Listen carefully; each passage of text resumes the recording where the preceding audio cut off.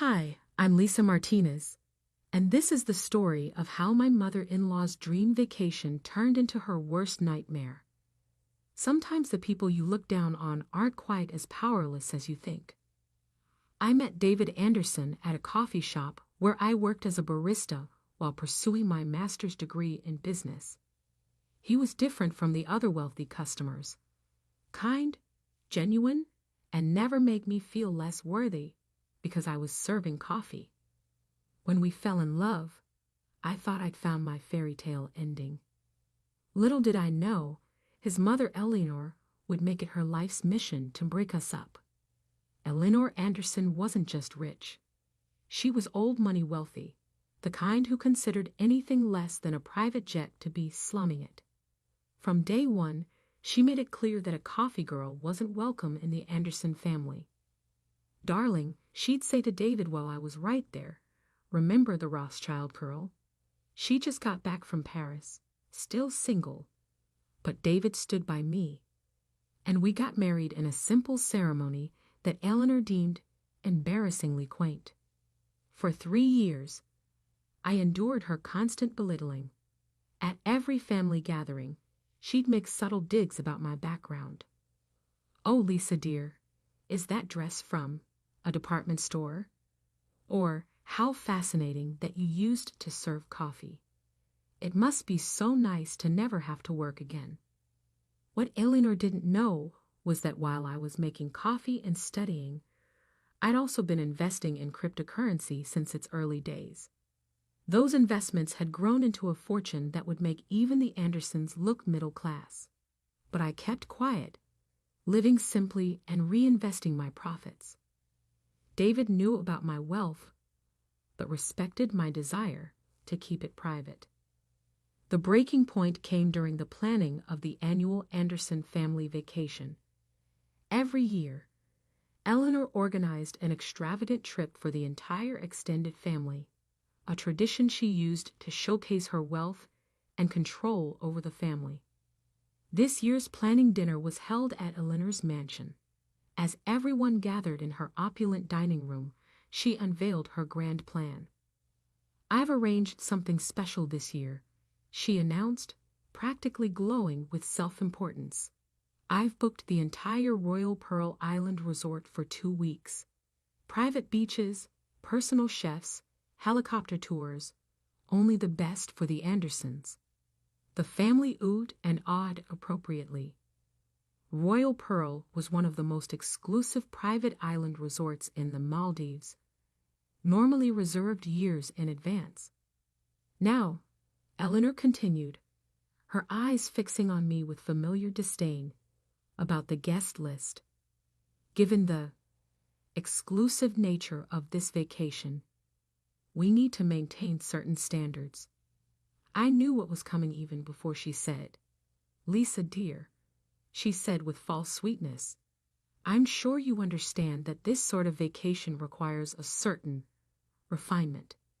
Perhaps it would be better if you sat this one out. These luxury resorts can be so overwhelming for someone of your background." David immediately protested. "Mother, if Lisa's not going, I'm not going either." Eleanor's face hardened. "Don't be ridiculous, David. The whole family will be there. Your cousins are flying in from Europe. You can't miss it because your wife isn't comfortable in luxury settings." David's sister Charlotte jumped in. "She's right, David. Lisa would feel so out of place. Remember how embarrassed she looked at the yacht club last summer?" I touched David's arm gently. "It's okay," I said quietly. "You should go with your family." I could see Eleanor's triumphant smile, thinking she'd won. What she didn't know was that I'd been making some arrangements of my own. You see, 6 months ago, when I heard Eleanor talking about wanting to book Royal Pearl Island, I'd made a few calls. The resort had been struggling financially due to the economic downturn, and its owner was looking for a quiet buyout. Through a series of shell companies, I'd acquired not just the Royal Pearl Resort, but the entire island. I had kept the previous management in place, knowing this day would come. The next morning, as the Andersons boarded their private jet to the Maldives, I made another call. It was time to set my plan in motion. Eleanor had no idea that her perfect vacation was about to teach her an unforgettable lesson about judging people by their appearances. As their plane took off, I sat in my home office, looking at the resort's security feeds on my laptop. In just a few hours, they would land in paradise, only to discover that paradise belonged to the coffee girl they'd left behind. I smiled as I picked up my phone to call the resort manager. It was time for phase 2 of my plan. The Anderson family arrived at Royal Pearl Island Resort late that afternoon. Eleanor led the group through the pristine white sand beaches toward the luxury villas, already plotting how she'd share this exclusive experience on social media to make her society friends envious. "Welcome to Royal Pearl Island," the resort manager, James, greeted them with a knowing smile. "We've been expecting you." Eleanor beamed. "Everything looks perfect. I assume the presidential villa is ready for me." "About that," James replied, checking his tablet. "There seems to be a slight change in arrangements. The owner is currently using the presidential villa." Eleanor's perfectly maintained face crumpled in confusion. "That's impossible. I specifically booked the entire island. No other guests were supposed to be here." "The owner isn't a guest, Mrs. Anderson. They own the property and have final say over all accommodations." "Well, who is this owner?" "I demand to speak with them." Eleanor's voice rose, causing other family members to gather around. James smiled politely. "Of course, if you'll all follow me to the main pavilion. The owner has left specific instructions for your arrival." The family was led to an elegant open-air pavilion overlooking the ocean. On a large screen, a video began playing. My face appeared, and I watched through the security feeds as Eleanor's jaw dropped. "Hello, Anderson family," my recorded self said pleasantly. "Welcome to my island. Yes, you heard that correctly. I own Royal Pearl Island Resort, along with several other luxury properties worldwide." The stunned silence was broken by Eleanor's gasp. David tried to suppress a smile, having known this was coming. "You see," I continued on screen, "while you were busy judging me for making coffee and assuming I couldn't afford luxury experiences, I was building an empire. That coffee girl you left behind, she's worth more than the entire Anderson fortune combined." Eleanor collapsed into a chair, her designer purse falling to the ground. Charlotte's face had turned an interesting shade of green. "Now, about your accommodations. Eleanor, you'll be staying in our economy villa. It's quite basic by your standards. But as you said, some people need to learn their place. The rest of the family can choose from our standard rooms." "This is outrageous," Eleanor shrieked. "I paid for the presidential villa." "Your deposit has been refunded," James informed her smoothly. "The owner's decision is final." The video continued. "Oh, and Eleanor? Remember how you said luxury resorts can be overwhelming for someone of my background? Let's test that theory. I've arranged for you to work as a server at the beach bar during your stay. Consider it a learning experience about judging people based on their jobs." Eleanor's face contorted with rage. "I will not. Do you know who I am?" "Yes," James replied calmly. "You're the mother-in-law of our owner, who has left strict instructions. If you don't wish to comply, you're welcome to leave. Though the next flight out isn't for 3 days." What followed was chaos.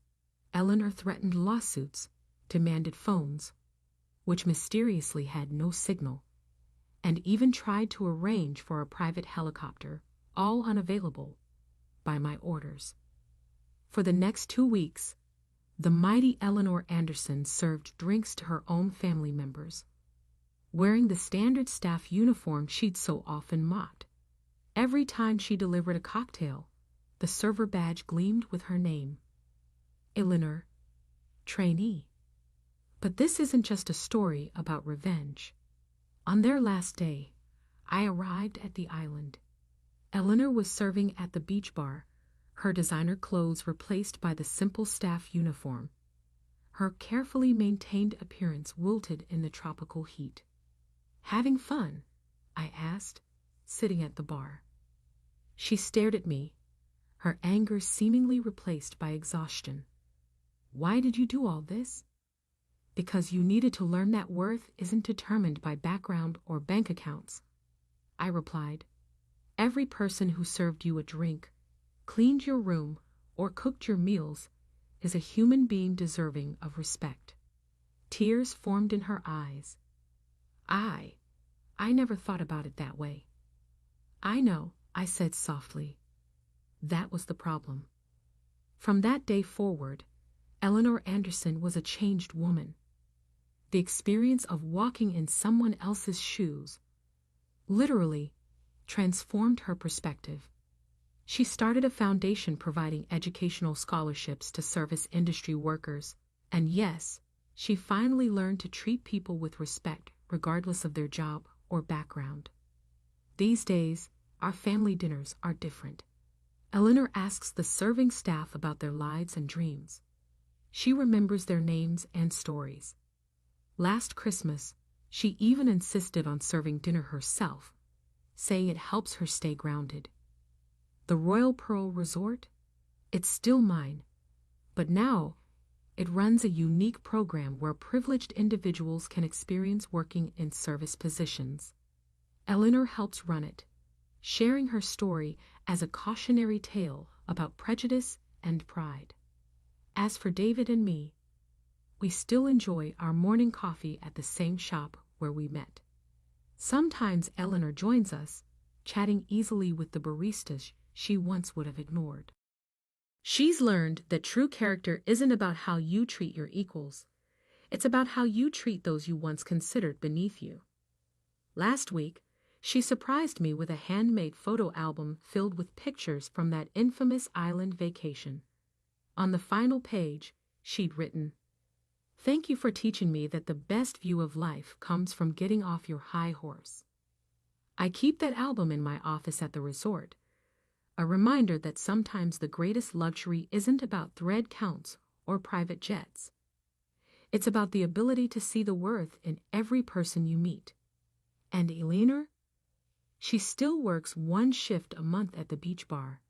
She says it keeps her